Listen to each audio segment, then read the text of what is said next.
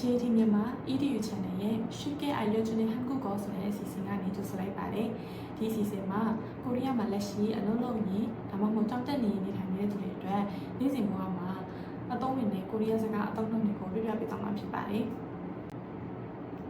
ဒီနေ့ကတော့စက်ရုံအလုပ်ခွင်မှာဘယ်လိုစလုံးတွေအသုံးများလဲ။နောက်ပြီးလုပ်ဖို့ကိုင်ဘက်အချင်းချင်းအကူအညီတောင်းကြရရှိတဲ့အခါဘယ်လိုသုံးကြမလဲ။စတာတွေကိုလေ့လာကြည့်ကြပါမယ်။ပထမဆုံးပြပြပေးမယ်အသုံးအနှုန်းတစ်ခုကအခြေခံနှုတ်ဆက်စကားဖြစ်ပါတယ်။ဒါအားလုံးသိပြီးသားလည်းဖြစ်မှာပါ။ကိုရီးယားလိုမင်္ဂလာပါမို့နှုတ်ဆက်တဲ့အခါကျလို့ရှိရင်안녕하세요 안녕하세요ဟုတ်ဒီလိုမျိုးပြောလို့ရပါတယ်။သူကအမြုံဟာတာဆိုတဲ့စကားကနေပြောင်းလဲလာတာဖြစ်ပါတယ်။အဲ့တော့အတိတ်ကတစ်ဖက်လိုနေကောင်းရဲ့လားအစီပြေရဲ့လားအမြင်ကင်းရဲ့လားဆိုတဲ့အတိတ်ပဲသဘောတွေအများကြီးပါဝင်နေတဲ့နှုတ်ဆက်စကားဖြစ်ပါတယ်။예를 들어서 사장님 안녕하세요. 다음은 이런 포함이 진진소에 민민 씨 안녕하세요. 이러면 넣어서래요.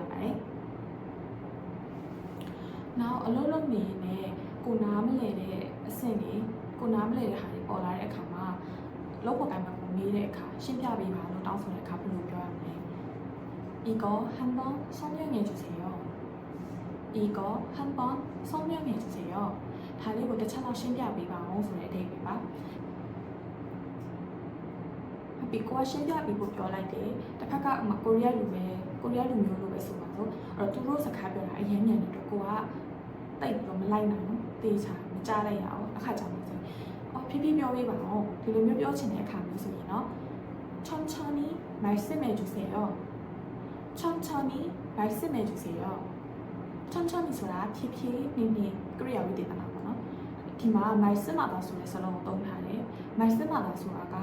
말하다 ပြောသည်ဆိုတဲ့ဒီ verb ရဲ့ဒီယဉ်ကျေးတဲ့အသုံးပုံပေါ့နော်အဲ့တော့ကိုယ်ထက်အသက်ကြီးတဲ့သူဒါမှမဟုတ်ကိုယ့်ရဲ့အထက်လူကြီးဒါမှမဟုတ်တစ်ခါမှတိတ်မရင်းနေတဲ့လုပ်ဖို့ကိုင်ပဲဖြစ်ဖြစ်တစ်စိမ်တစ်ယောက်နဲ့ဖြစ်ဖြစ်တွေ့တဲ့အခါကြလို့ရှိရင် 말씀하다 말씀해 주세요 ဒီ 말씀하다 ဆိုတဲ့စလုံးကိုသုံးပြီးတာပို့ပြီးတော့မှန်ကန်ပါတယ်